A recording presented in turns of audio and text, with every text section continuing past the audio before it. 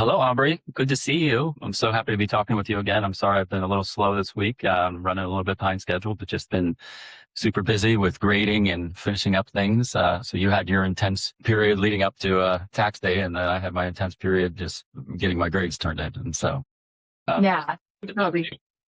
Yeah, no worries. I know that you're really inspired by your students, and I'm sure you were almost on a different planet with everything you were reading. So no worries, and always happy to chat whenever we can. And you know that I look forward to it. okay, well, so today I was thinking we would do as we usually do. We talk a little bit about some current events in the beginning, and then I wanted to dive into sort of talking about some of the projects that some of my students did, and really kind of getting deep on the case of BYD, which is an important case in the world right now. So, Yeah, does that sound good to you? that's great.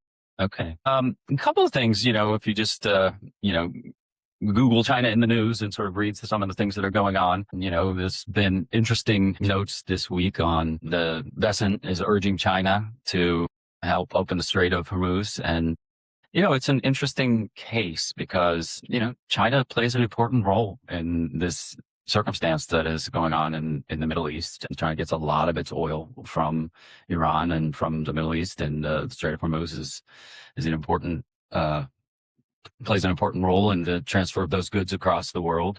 And Iran controls it, and so it's been a really interesting thing to sort of think about. I mean, China has been sort of keeping a low voice in this whole process, but as we lead up to, we're less than 10 days away from the Trump visit, and I'll talk about that in a minute. But as we lead up to this issue, I think U.S.-China relations and the role of China in the situation in the Middle East it's really important. And so I think it's a really interesting time to be thinking about this.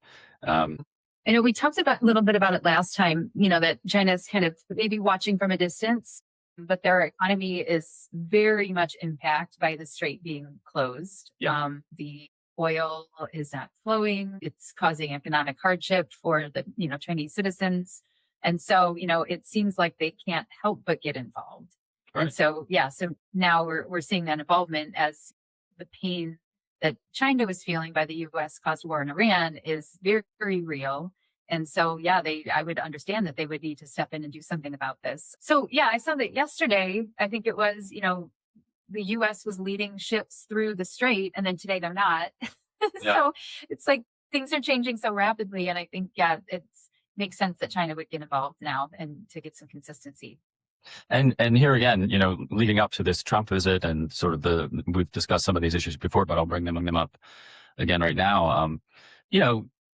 China really wants to be viewed as a major partner of the United States. The sort of G2 meeting that happened in September of 2025 and in South Korea. And, they were very much looking forward to the meeting on March 30th. But that was delayed because of the war in the Middle East.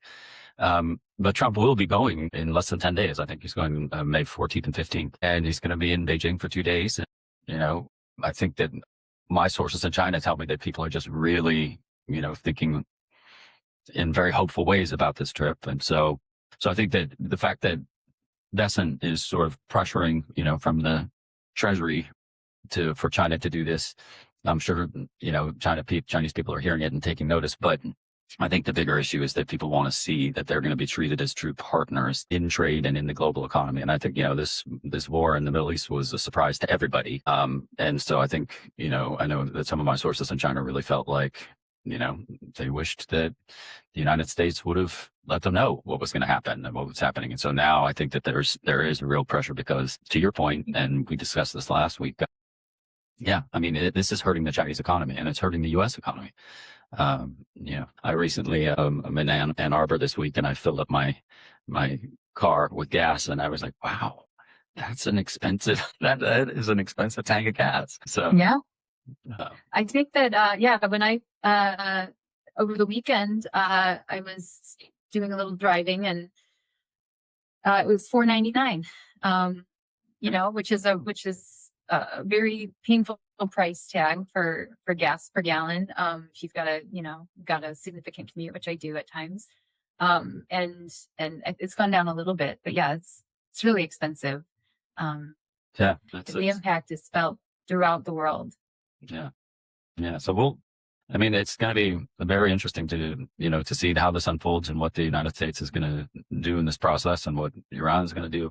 But this point, I do think that the United States knows that it needs China's help, and so my guess is that, this is going to be a significant part of the meetings in a week, but it's also, I think, really being felt that China's got to do something. And so that pressure is coming from the US government. So it's an interesting time. Yeah. So I'm doing just a little research on the sort of public sentiment of the Chinese citizens on how they're viewing this visit. And it seems like what I'm seeing, the citizens are just really not excited about the Trump visit. There's a quote of it's less, the US is less of a model economy and more of a troublesome distraction. And that's really quite disappointing. I mean, I get it, but it's disappointing that our leadership has brought us to this place where we are no longer viewed as model to emulate, and we are viewed as this distraction by others. Nonetheless, I think that it still really is a very important meeting. I think perception maybe that this is, that we have this, loosey-goosey administration. But I know that there's still real actual stuff happening despite the clown car that might be arriving. There's really going to be some stuff to talk about. What do you think are some of the more like salient points that are going to matter to both the Chinese citizens and the US citizens?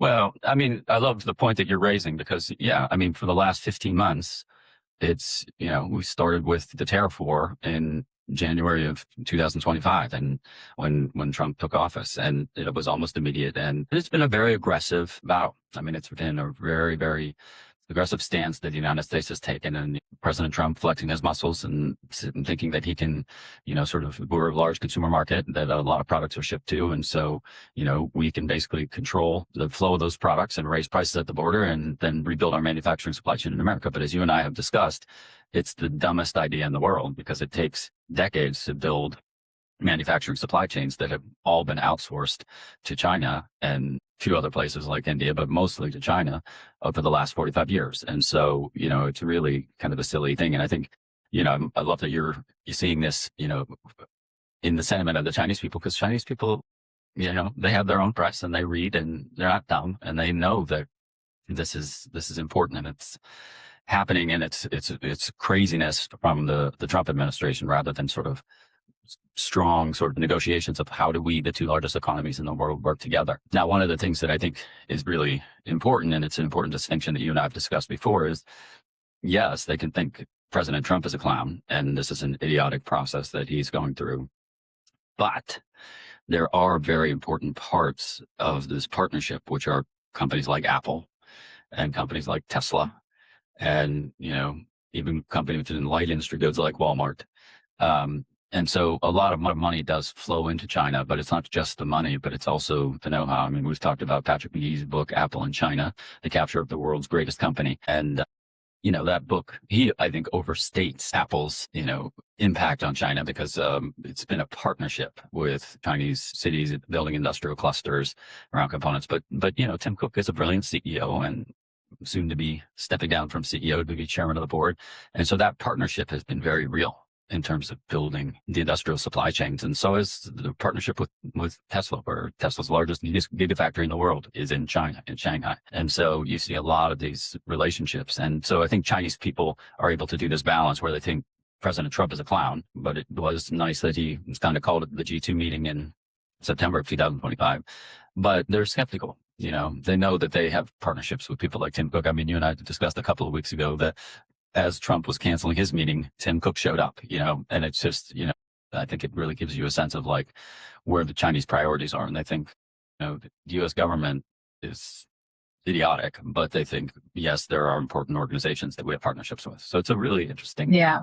And as we're talking about it, it's reminding me of the Paris Agreement, where the US opted out of managing our own climate impact. And then because the United States opted out, local governments and states opted in. Like it was like just because the overall country, isn't participating, it doesn't mean that individual entities within the United States can participate. And what you're saying about, yeah, so the U.S. might be a mess, and may not be a trustworthy trading partner, as we have demonstrated over and over again. But the companies are showing up and they're saying, "Hey, we're still here. You can trust us. We want to work with you and make these things happen." Because I think, yeah, there is no place, as you've said, like the U.S. and China are married, but there's no place other than like these individual companies where that is much more apparent. The U.S. companies are really probably feeling that tension of being ripped apart and at the seams, and really needing to make sure that the fabric of those engagements that continue to be integrated. So I think that's just something that came to mind that I think is really important, that we're still able to maintain trust and balance on those small scales, people to people, company to company, company to government. Yeah, that's interesting. Yeah. And in recent weeks, we've been talking about the 15th five-year plan and the ways in which, the people-to-people exchange is much more important than the government-to-government dynamic, right? And so if we think about the Chinese government wanting to reopen things like foreign joint venture universities and work with organizations like Arizona State University or the Thunderbird School of Global Management, we are still seeing sort of that sentiment of the importance of people-to-people exchange. And so it's at the university level and it's at the company level like Apple. But to your original thesis, I think people in China are just really frustrated with the U.S. government, and so I think that people are now looking skeptically at this meeting, and so we'll see how it goes. Yeah, I'm curious to see as well how it goes. I think the trade tensions are obviously kind of the top concern. Perhaps for those conversations, but maybe it's not anymore because of the Iran war. And maybe that's what's going to be, taking most of the airtime during that conversation. Right. And again, as I often say, it's not just that we're married to China because Apple and Tesla and Walmart are so dependent on China, but Chinese people love the word partnership. Partnership and cooperation. And what that means is that, they want to be treated as equals. They want to be treated as partners. They don't just want to be told that we're putting tariffs up on you and, we're going to make everything more expensive. Chinese goods coming from America, not realizing, of course, that most of those goods coming from China to America are American company goods. And so I think people are smart and they read the newspaper, and it's not just Chinese propaganda that's being put out in Chinese newspapers. It's, sort of a real sense of like just how dark and difficult the relationship is. And so I think people are hopeful, but also quite, as you're pointing out, quite skeptical. And so it's an interesting and scary time. Yeah. There's a lot that hangs in the balance in this current moment. So before we talk about BYD, and I want to talk about my students, but I just, again, looking in the news, I love to just point out things that are, we've just had one of the darker sides of the conversation of things that are in the news right now, but also in the Chinese news, in the South China Morning Post. Zhong Shuaifan wrote this article that says, the title of it is "Beyond Subsidies, What's Really Driving China's Industrial Climb." And I loved it. It was a great article because I often make this point in my own research, is that, the naysayers and the people who are really down on the Chinese economy said, well, it's just a subsidized economy. This is just state investment in, subsidizing goods. And that's why, China's doing so well. Zhong Shuaifan writes, that it's engineers, supply chain depth, and policy execution matter as much as the spending for countries chasing advanced manufacturing. And I love the article, and I would recommend it to anyone because it's, it's very much echoes what I argue about China, which is that in my own work, basically I started studying the Chinese economy in the early 90s and was watching the joint venture process, but then and the ways in which China was learning from joint venture companies that were coming from the United States and other places. And then eventually, when China entered the WTO in 2001, it became illegal for China to have what we call a quid pro quo for market access, meaning they couldn't demand joint ventures and technology transfer. But then, you have this very, very entrepreneurial system in which, yes, you have Beijing and it sort of drives the process forward. But Beijing then incentivized all of the local governments, and what we've talked about, Andy Walter calls local governments as industrial firms, to be highly incentivized to just be innovative and entrepreneurial and build industrial clusters in different areas. And so in a few minutes, we're going to talk about BYD in the case of Changzhou, and but then there's been industrial clusters around all kinds of components and modules for iPhones, and all kinds of components and modules for, different things that are go into electric vehicles, and so I love this article because it really points out that it's not just about state subsidies. It's about very entrepreneurial action and investment in the development of an engineer class, and the development of supply chain depth, and the development of what I've often said to you is the most sophisticated manufacturing supply chain in the world. And, they're decades ahead of the United States or India or other places. And so anyway, I just recommend it because it was in the news, and I love reading South China Morning Post and reading what people like Sun Shafan are writing. Yeah, I think it's interesting because the thing that I'm seeing over and over again is as we have these conversations and I learn more about China and the Chinese economy and the structure that drives it, it does seem that environment is so important to the success of companies. And there's a difference between how our two countries operate. And what I'm thinking about right now is also, it goes back to my thoughts on, there's this very individualized, political system we have, and it comes back to ego. And I know we talk, you talk a lot about leadership in your life. And I'm looking at this as like, the ego of the perhaps where the Chinese government is coming from. And you've mentioned this is how politicians are measured, is they're measured based on how well they manage the system of their government and how well that their economy does. And whereas the US isn't quite like that, we're measured on like what we can win and how we can defeat opponents in specific instances. Maybe not necessarily, the economy is important, but it just, there's maybe an ego component, or the ego is placed in a different setting where, China is managing the system of their economy, and each business is managing the system of its business within that larger system of the economy. Where in the US, it's sort of like, fend for yourself. Here's some, maybe here's some grant money, but it's really up to you as an individual to make this happen. And so I think that flows into the BYD conversation that we want to have, because I really like how your students were positioning the BYD success as not necessarily company versus company, but system versus system. Like BYD is so poised for success because they've been set up for success in so many ways, whereas US companies, maybe they're hampered. So I don't know if you're ready to transition to the BYD conversation, but these are just little things that are kind of bubbling up in my mind that I'm going to be thinking a little bit more about. Well, wonderful. I love our conversations, and I love the sort of summary that you just gave that. And just to add, and I've mentioned this so many times, but I'll mention it again because it's so important. But it is an interesting irony, because we think of ourselves as the ultimate democratic capitalist economy, and really incentivized around creating wealth. But like, we have lots of reasons that people get elected, and sometimes there are local governments that do things very well. And I think, like, for example, I spend a lot of time in Ann Arbor, where I have a home, but I also spend a lot of time in Phoenix, where I teach at Arizona State University.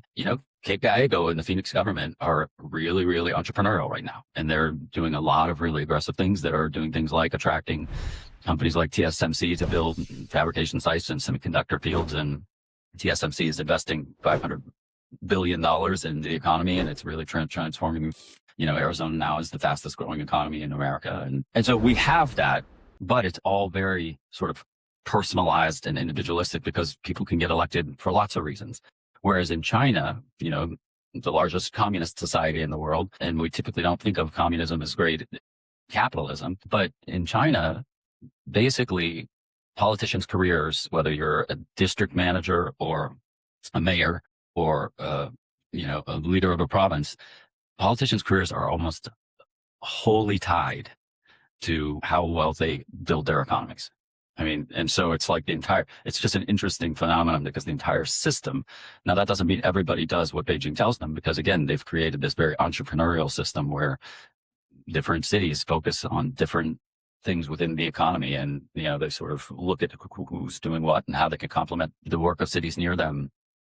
But it's very much a focus on large scale industrial development and the process of building the most powerful manufacturing supply chain in the world. So with that, let me just jump into, I wanted to take an opportunity, because we've talked about this case a little bit before, but it's a really important case. And, it's been in the news I think we talked last week about the senators who wrote the letter to President Trump saying that BYD and China electric vehicle manufacturers should not be allowed in America because, that's dangerous. And as we discussed previously, my main point in that conversation was, I think it's ridiculous because the only way that we're going to continue to build and compete in these sectors is if we learn from building the most powerful manufacturing supply chains in the world. Now, in the case of electric vehicles, Tesla is a powerhouse, and Tesla actually does have a vertically integrated manufacturing supply chain in America. They also have the largest gigafactory in the world in Shanghai, but they are here. But BYD has surpassed them. BYD is it has the largest amount of sales and the largest value of any electric vehicle company in the world right now. And they are just continuing to sort of crush it in this area. And so, I've just mentioned, and I was complaining about how much work I had with grading, but I love being with my students because I learned so much from them. And so I always have students do projects and they can sort of pick any company they want. And I teach leadership courses, but I also teach about Asia, and the focus is often on China. And I had 2 student groups turn in beautiful proposals about BYD. And so I thought we could come back to the BYD conversation, and, because I learned a lot from my students in the last couple of weeks. And so anyway, but again, it's a really important company. I'll just mention the 2 student groups. One is called Team Yongqi, and I won't list all of their names because there's 8 students there, but Yongqi is a Chinese word that means to use strength. And their presentation is called BYD's Global Expansion, Navigating a World of Walls. And then there was another group called the Great Zimbabwe, which you can guess where most of those students are from. And they did a beautiful presentation on BYD and the global political economy, US and China competition. So anyway, these are great presentations. I know you've had a chance to look at them, but I just thought talk a little bit about BYD as a company and just sort of what the students who are helping us learn in this process. So, just to cite one of the core questions that's raised by the team, the Great Zimbabwe, it's how has a Chinese company, part of a state capitalist system, outperformed established Western rivals in one of the world's most advanced and capital-intensive industries? And, I love that question, right? Because this is the question of, if you go back a few years, the leader in this space was Tesla. And, we still know the personality of Elon Musk and, how he sort of likes to soak up so much energy in the world and doing other things with SpaceX and AI. But BYD is ahead. BYD, they make cars more efficiently. These cars are developed in ways that are much more efficient, but also much cheaper than cars like Tesla. And, they have surpassed Tesla in terms of their control of the world market, right? They sell more cars and they have more people driving and they have a higher revenue income than companies like Tesla. And so they're really dominating the world in electric vehicles, right? And it's an interesting question, given like what we were just talking about a few minutes earlier about just how much the world is dependent on oil that comes out of the Middle East. Electric vehicles are the future. It's a really, really interesting time. BYD has been a really powerful organization in really kind of thinking this through. So right now, China is the largest EV market in the world. Its global sales from China in 2023 are over 50%. And, it is true that there is an EV subsidy space for China. So it's not, I don't want anybody to come away from our discussion thinking that, Professor Guthrie thinks that it's all a free capitalist market. No, there are subsidies here, but here again. I was just researching that because I was thinking, well, we got subsidies. I wonder if China had subsidies. And yeah, they do. So yeah, different. And ours got phased out, right? In the US. Yeah. Now it's interesting that, BYD is one of the cities that my team has studied is Changzhou, which is a really, really powerful, interesting city in Jiangsu province. So you have Shanghai over here on the coast, and then you have Zhejiang, which is the home of Hangzhou and, the home of companies like Alibaba and Tencent. But then right below it, you have Jiangsu, and Jiangsu is on the Yangtze River. And, it's just a very powerful manufacturing hub of China. And Changzhou is a city that was, BYD was originally founded as a battery manufacturer. Right. And so like, again, when you think of these sort of industrial clusters and like what different organizations are doing, China's focus was on really specializing on battery manufacturing. And so if we're going to build this kind of space, so this was back in like 1995, according to my students. And, you know, if people were thinking that far back of, you know, if we're going to be leading the world someday in this new field called electric vehicles, we better know how to make the most efficient manufacturing supply chain for battery manufacturing. And then in 2003, the company entered the automotive market, and in 2008 launched the first plug-in hybrid. And then in 2022, it surpassed Tesla in EV sales.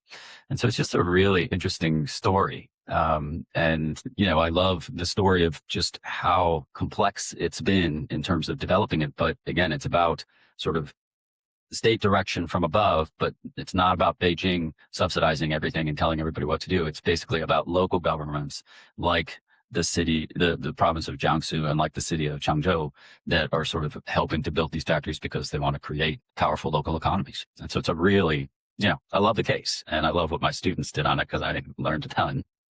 They also talk a lot about, you know, there's the tech war, which is, you know, there's a lot going on here that's not just about electric batteries for automobiles, but it's also about semiconductors and, you know, the ways in which, you know, TSMC and was developing and now is kind of really kind of committing itself to the United States. But it's also about the way the United States cut off Huawei and didn't allow for any U.S. companies to sell it to Huawei. And then Huawei has developed its own indigenous, you know, innovation around semiconductor chips. And so, you know, as you and I have discussed before, I think that's a dangerous position to be in, because I think we're better off with organizations, whether it's Huawei or BYD, we're better off in partnership, because then we know what they're doing and we don't get surprised by things. But in addition to the tech war, there's the trade war, which you and I have discussed extensively. And again, I think it's ridiculous and just bad economic policy by the United States. And then there's global expansion, right? And so, like, as we've talked about with respect to China before, China is not just the manufacturer for the world. China is becoming the leader of the global South, the BRICS economy, Brazil, Russia, India, China, South Africa, and 6 other economies that have recently joined in the last year, and the Belt and Road Initiative, right? And so really, as China is building its position as the leader of the global South, it's also really building, you know, there's the classic old Silk Road, which Marco Polo used to, you know, walk on, and, you know, was the flow of goods between China and Europe. But now there's the ocean Silk Road, which is really built out through the Indian Ocean and the South China Sea and the Indian Ocean, and then the building of Africa. And so there's a lot going on here. And with the Fifth Five-Year Plan, you know, with the emphasis on aerospace, there eventually will be an aerospace Silk Road as well, with drone technology and transportation and all of that. So yeah, there's just kind of the continuation and expansion, and it's all very measured and logical. And, you know, you can see the seeds that were planted and where they're going, and it's just very orderly and very measured. Yeah, it's interesting that you bring up the drone technology, because I recently had a call from I was hopeful that he would be a potential client, but it just, as we got into the case, it was just it was too messy, because he's a part of the drone industry, and so he knows, you know, drone manufacturing, and he can see. I mean, when he called me, his discussion of this and sort of what he knew that I worked with Apple, and I had done a fair amount of work in sort of helping think through the relationship with manufacturers. But as an executive in the sort of manufacturing sector of drones, he was just like, we're going to lose to China. And I can see how much faster they're moving. And so his immediate idea was, I have read your work about, you know, bringing Chinese manufacturing supply chains to the United States and us learning from them. I think we should get a couple of Chinese companies to come partner with us and build drone factories here in Michigan. But as we sort of started to explore it in Washington immediately, I mean, you can imagine if the response of senators to BYD and electric vehicles coming like drones, you know, and I was trying to emphasize, because this guy was coaching me on how to talk about it, but I was like, but there's a distinction. There are war drones and there are commercial drones, and commercial drones are what we're talking about here. And so this isn't as dangerous as but people are just like, no, we're not doing this. And so it is an interesting time to think about this. The one other thing I wanted to mention about my students is that, you know, as a professor, you narcissistically love when students quote you, and, you know, can show that they've learned from your teachings. And both of these groups were very good at, I always like to, when I'm doing my leadership classes, I have my own leadership frameworks, but when I'm doing my China classes, one of the reasons I love teaching at Thunderbird is because Thunderbird really emphasizes this idea that it's not just about the technical aspects of business skills. Yes, you are going to learn finance and accounting and leadership, but it's also about the global political economy, right? So we have a professor named Mansour Javedan who developed the concept of the global mindset. And, so I always like to teach my students that, okay, you are going to use your skills to be great analysts of business, but you got a professor here in front of you who, got to know China through language, literature, and history. And, that was what I studied in college because I fell in love with China. And so I always like to emphasize to them that first, history and culture matter, right? And not be a good business person if you just think it's about the business, right? And I've dealt with a lot of executives who are brilliant business people, like the Tim Cooks of the world, who just don't have a deep sense that history and culture matter. You have to be able to talk history and culture. And at least as I know, with Chinese people, you need to really have a sense of what it meant that China was the most innovative economy in the world from about 500 BCE to about 1424 AD. And so, you need to be able to recognize that stuff, and you need to know about things like the Opium Wars and the Century of Humiliation and the Sino-Japanese War, and all of those things matter. Also, local political economy matters. We often make a mistake, and I think the mistake can go both ways. But as you've heard me talk about many times, if you just think China is Beijing, you're going to lose, because what China is a nation of 31 provincial level units, but all of those provincial level units also have very, very powerful city governments, municipal governments in those provincial level units. And all of those mayors are very entrepreneurial in their own right. And so you got to think history and culture matter, local political economy matters, but also geopolitics matters.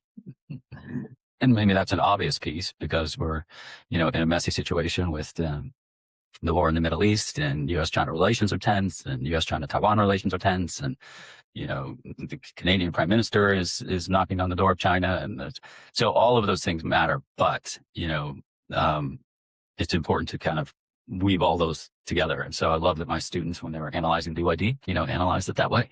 And so that's great. Yeah. So as you were mentioning that, I'm reminded I attended a conference. Sometimes I can't remember when this was, but last year, a group that I'm a part of, a data group, launched a conference called Data in the D. It's a conference for Detroit data professionals. And I sat in on a presentation that was really interesting. And one bit of advice, and I wish I could name the person, but I cannot remember her name, but I remember her advice, and it's relevant here. Because cultural competence matters when you're doing business with people in other countries. And her advice to the data folks was utilize AI that was built by the country of origin for the person you're speaking with, because that AI is going to help you be able to understand that person better and be able to communicate with that person better. Yeah. And it's almost that what you're saying is, cultural competence matters.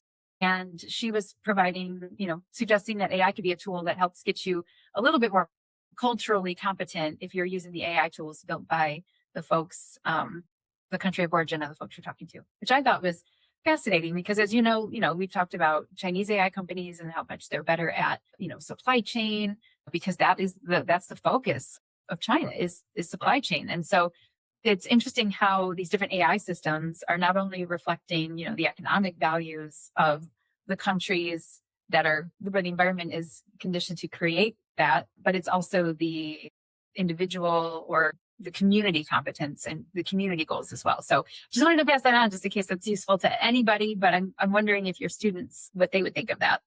Well, I love that point. And these particular presentations didn't really touch on AI that much, but we did talk about AI a significant amount in this particular course because, you can't, I've told you the story of my, the chair of the AI committee at Thunderbird pushing me to start doing research and giving me talks on China and AI because, I'm the big AI negative curmudgeon because I think it's destroying higher education. But, as I got deep inside and my team really went deep into how China is using AI and what the process of using DeepSeek is. The story is really much more about, yes, in the United States, we're great at the sort of social version of things that kind of, seems like a partner on your computer screen and, is very sociable in terms of how AI talks to you and delivers answers for you. And China doesn't care about that. What China and DeepSeek care about is really focusing on sort of math and engineering so that AI can be used to build the most sophisticated manufacturing supply chain in the world. And so it's, it's an interesting sort of distinction. And so, just as you sort of think about how that applies to our cases today about BYD, it's definitely the case that, major manufacturing organizations like BYD and like, the component parts that are being built in Changzhou and around Changzhou are using AI in very sophisticated ways to really kind of help build a manufacturing supply chain. So I love that you brought that up. It's a great case. So I know that we're getting close on time and you probably have to go take care of other things, but I wanted to thank you. I always enjoy our conversations, and I look forward to continuing to talk about China next week, and we'll just continue to learn from each other. Yeah, absolutely. And I think next week we'll be talking right before Trump's visit to China, and then the following week we'll be talking after Trump's visit to China. So I think we'll keep following that. Who knows what's going to happen in the Strait of Hormuz in Iran, but obviously, some movement will be happening there. Something will happen. So yeah, we'll get to watch gas prices go up or down. We'll get to watch the global peace get more tense or less tense. And it just demonstrates how interconnected we all are and how reliant we are on the relationship between the U.S. and China globally. 100%. Yeah. All right. Well, I will be in touch, and I'll see you soon. And thank you.